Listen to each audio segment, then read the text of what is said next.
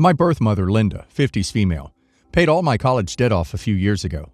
My adopted mom passed away when I was 12, and my dad, 62 male, works a lot and lives in another state. I'm not close with him. He's not someone who really likes to keep in touch much. I, 27 female, was contacted by Linda when she got sick. She said she wanted to tie up loose ends. I had a great relationship with her for 2 years before she passed. During this time, she told me she had 2 other kids. They were both older than me. Linda had me during a time when she was divorced from her husband, slept with another man, and couldn't care for me. I don't blame Linda for my life. I had a good one. I get it. So we were able to have a sort of aunt-niece relationship. She paid off my student loans for me, saying she did it for all her kids. Long story short, Linda passed away 6 months after paying for my loans. I got a check in the mail and did not attend her funeral, as it was in another country from where I am now living. I did, however, send her husband flowers for her grave and plan to visit when I have time off from work. I got a box of keepsakes from her, pictures of when she was pregnant, a baby book she made for me, letters, and a check for a small amount, less than $2,000. There was a note with the check saying I should spend the holidays with my father. I don't make enough money to come home, and Dad cannot pay the $2,000 for a ticket. Linda is one of the nicest people I have ever had in my life, and I felt guilty that she gave me money. But she changed my life when she did. I wouldn't be able to teach in Korea if not for her, which was a dream of mine. Recently, I've gotten a message from my half-brother, Jason, 39 male. He said that he has read the will and saw I was listed on there. He looked me up on Facebook and found some pictures of Linda and me together, so he knew it was me. He told me that he had 2 kids. One was 12, the other 16. He told me that he had gone over his mother's bank statements and found she gave me a large sum of money. I explained she paid off my student loans. He then accused me of using his mother for cash, that I was not entitled to the cash, and the money came from a college fund Mom had set up for her grandkids. You are not her daughter or my sister. I am furious that you would come into her life and demand money from her. You had parents. I have had other people write me on Facebook that I don't know but figure are related to Linda. One is the daughter, 16, and the other is an aunt, 50s. They have all said the same thing. I took advantage of a dying woman, promised things I shouldn't have, and took what belonged to the daughter. They want me to pay for daughter's education. I told them no. I was not going to do that. I don't know this girl. I don't know them. All I knew was Linda. I blocked them all and locked down my profile. I am just at a loss for what to do. I didn't ask Linda to pay for my college, and I certainly didn't ask her to deny some girl her education.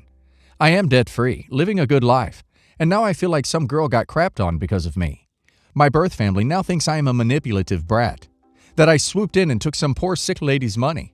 I don't know what to do.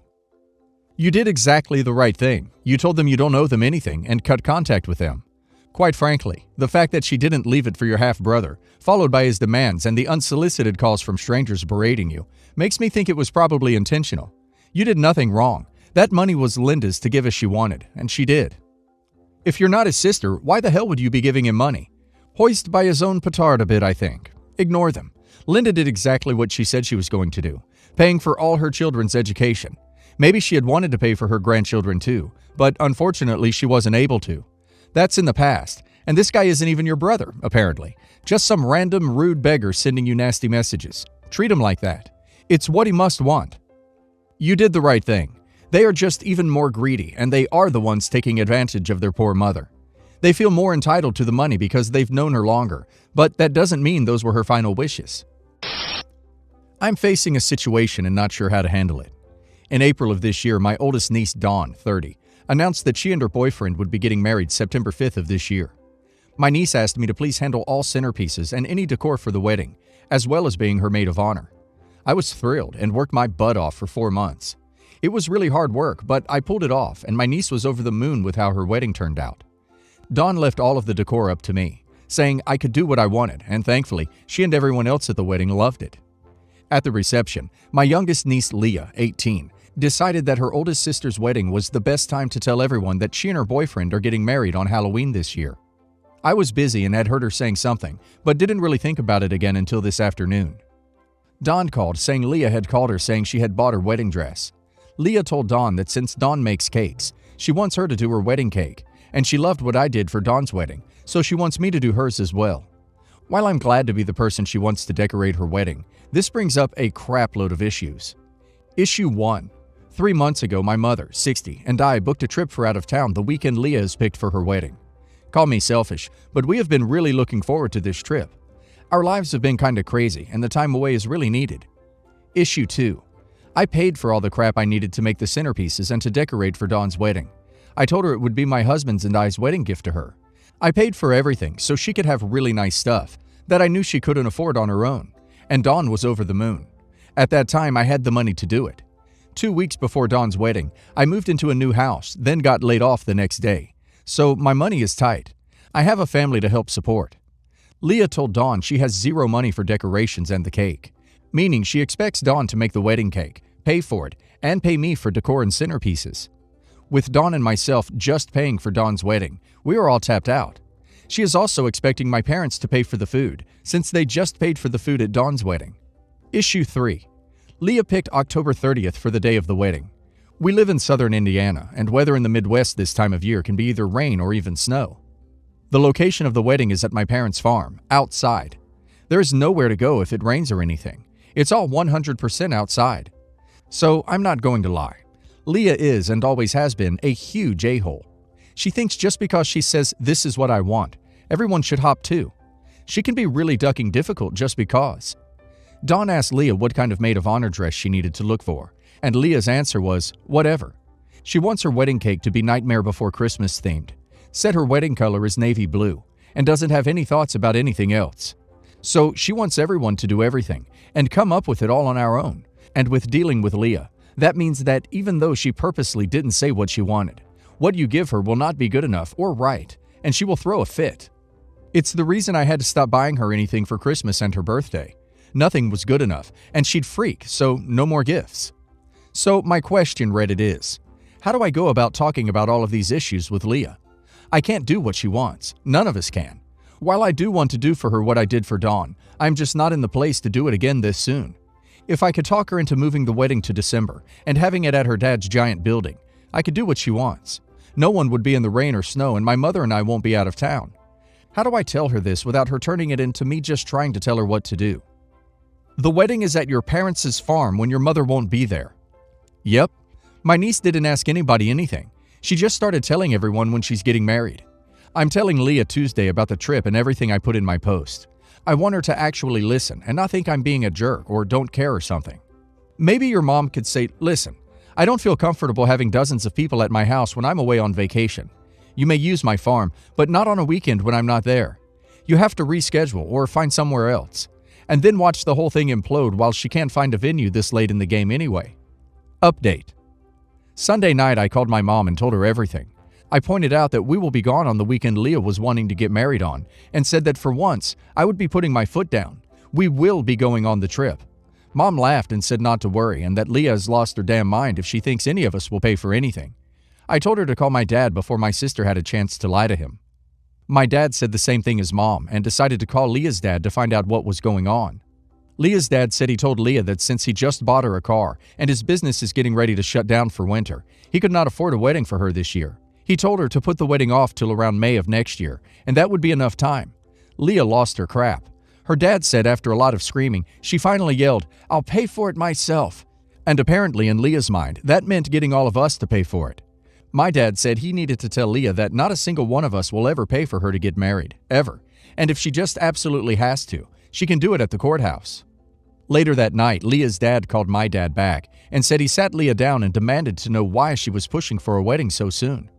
Turns out, her boyfriend is joining the Navy, and they thought it'd be a good idea to get married. Her dad told her that none of us are paying anything for her wedding, and she would have to go to the courthouse if she had to, but there will be no wedding this year. After an hour of yelling, Leah said fine, and she will just move the wedding to next year. But honestly, if her boyfriend is going away, I can totally see her finding a new guy while he is gone, and this whole wedding thing going away. Well, a few people wanted an update to the update, so I thought I'd let everyone know that Dawn and I found out today that Leah got married Tuesday. Absolutely no one knew about it but Leah's mom, my sister.